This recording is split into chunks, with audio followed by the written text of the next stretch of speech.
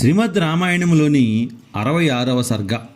జాంబవంతుడు హనుమంతునకు అతని జన్మ వృత్తాంతమును తెలిపి సముద్రమును లంఘించడానికై ప్రోత్సహించుట. లక్షల సంఖ్యలో ఉన్న వానర సైన్యము దిగులు చెంది ఉండుట చూసి జాంబవంతుడు హనుమంతునితో ఇట్లా పలికాడు: వానరులలో వీరుడవు, సమస్త శాస్త్రములు తెలిసిన వారిలో శ్రేష్ఠుడవు అయిన ఓ హనుమంతుడా, ఏకాంత ప్రదేశములో మౌనముగా కూర్చుండి ఏమి మాట్లాడలేవి ఎందుకు?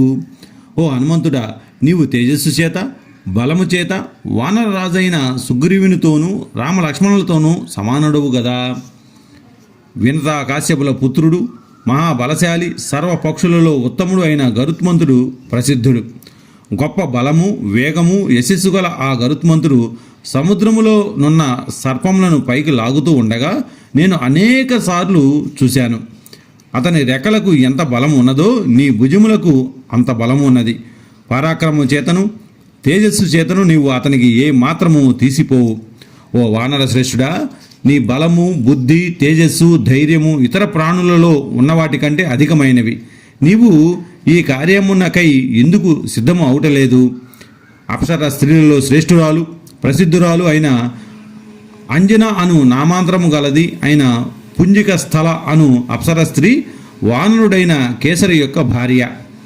నాయన, సౌందర్యమునందు సాటిలేనిదిగా 3 లోకములలోనూ ప్రసిద్ధురాలైన ఆమె శాపవశము చేత స్వేచ్ఛానుసారముగా రూపము ధరించగల వానర స్త్రీగా భూలోకమునందు పుట్టింది. వానర ప్రభు అయిన మహాత్ముడైన కుంజరుని కుమార్తెగా పుట్టిన ఆ పుంజిక స్థల రూపముతోనూ యవ్వనముతోనూ ప్రకాశిస్తున్న మనుష్య శరీరము దాల్చి విచిత్రములైన పుష్పమాలలు అలంకారములు ధరించి తెల్లని పట్టు వస్త్రములు కట్టుకుని ఒకనాడు వర్షాకాలము మేఘము వలె ఉన్న పర్వత శిఖరమునందు సంచరిస్తూ ఉన్నది. విశాలములకు నేత్రములు గల ఆమె పర్వత శిఖరము మీద ఉండగా పచ్చని ఎర్రని అంచులు గల ఆమె వస్త్రమును వాయుదేవుడు మెల్లగా తొలగించాడు. అప్పుడు ఆ వాయుదేవుడు ఆమె యొక్క గుండ్రని కలిసి ఉన్న తొడలను, బలిసి దగ్గరగా ఉన్న స్తనములను, చాలా అందమైన ముఖమును చూశాడు. విశాలమైన కటి ప్రదేశము, సన్నని నడుము, అందమైన సకల అవయవములు గల కీర్తివంతురాలైన ఆమెను చూడగానే వాయుదేవుడు కామము చేత మోహితుడయ్యాడు. దోషములు లేని ఆమె యందు మనసు ప్రసరించుట చేత మన్మధుడు ఆవేశించిన సకల శరీరము గల వాయుదేవుడు పొడవైన భుజములతో ఆమెను కౌగులించుకొన్నాడు. ఉత్తమమైన నియమములు గల ఆమె అప్పుడు భయపడుతూ ఇట్లు పలికింది: నా ఏకపత్ని వ్రతమును నశింపజేయుచున్నవాడు ఎవడవు నువ్వు అన్నది. అంజన మాటలు విని వాయుదేవుడు ఇట్లు పలికాడు: అందమైన శృణులు గల ఓ అంజన, నిన్ను నేను హింసించను, భయపడకము. ఓ కీర్తిమంతురాల, నిన్ను నేను కౌగులించుకొని మనస్సు చేతనే నిన్ను అనుభవిస్తాను. అందుచేత నీకు వ్రతభంగము లేదు. నీకు పరాక్రమవంతుడు, బుద్ధిమంతుడైన పుత్రుడు కలుగుతాడు. గొప్ప ధైర్యము, తేజస్సు, బలము, పరాక్రమం గల నీ కుమారుడు ఎగురుటయందు దూకుటయందు నాతో సమానుడై ఉంటాడు. గొప్ప బాహువులు గల ఓ వానర శ్రేష్ఠుడా, నీ తల్లి ఆ మాటలు విని సంతోషించి ఒక గుహలో వానర శ్రేష్ఠుడైన నిన్ను కన్నది. బాలుడువైన నీవు ఆ మహావనములో ఉదయిస్తున్న సూర్యుని చూసి ఫలమనుకొని తలచి దానిని పట్టుకొనవలనని కోరికతో ఆకాశం వైపు ఎగిరావు. ఓ వానర శ్రేష్ఠుడా, నీవు 300 యోజనముల దూరము ఎగిరి సూర్యుని తేజస్సు ఆక్రమించుతున్నను దానివలన భయపడలేదు. ఓ వానరశ్రేష్ఠుడా, వేగముగా ఆకాశం మీదకి వచ్చిన నిన్ను చూసి బుద్ధిమంతుడైన ఇంద్రుడు కోపావిష్టుడై నీపై వజ్రమును ప్రయోగించాడు. అప్పుడు నీవు పర్వత శిఖరం మీద పడుటచే నీ ఎడమ గడ్డము విరిగిపోయింది. అందువలననే నీకు హనుమంతుడు అని పేరు వచ్చింది. గంధమును మోయువాడు, వృక్షాదులను విరిచివేయు శక్తి గలవాడు అయిన వాయుదేవుడు నిన్ను ఆ విధముగా దేవేంద్రుడు కొట్టుట చూసి చాలా కోపించిన వాడై 3 లోకములలోనూ గాలి వీచలేదు.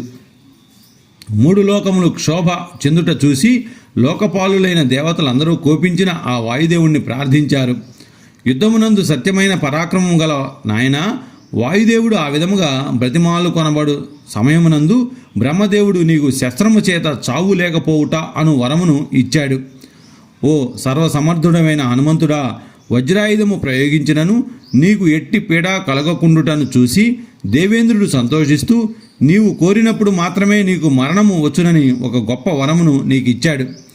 భయంకరమైన పరాక్రమం గల అట్టి నీవు కేసరికి క్షేత్రజ పుత్రుడవు, వాయువునకు ఔరస పుత్రుడవు, తేజస్సు చేత అతనితో సమానుడవు.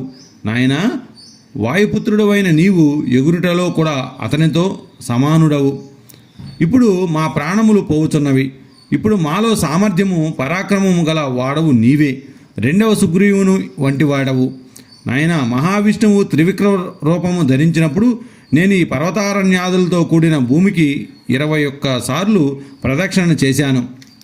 అప్పుడు దేవతల ఆజ్ఞ చేత మేము సముద్రములో వేసి అమృతమును మదించుటకు ఉపయోగించు ఔషధులను సంపాదించుకొని వచ్చాము. ఆ కాలములో మాకు చాలా బలము ఉండేది.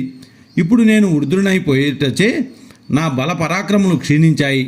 ఈ సమయం నందు మాలో సమస్త గుణములు ఉన్నవాడువు నీవే. ఓ పరాక్రమవంతుడా, అందుచేత విజృంభించుము. నీవు వానరులలో శ్రేష్ఠుడు గదా.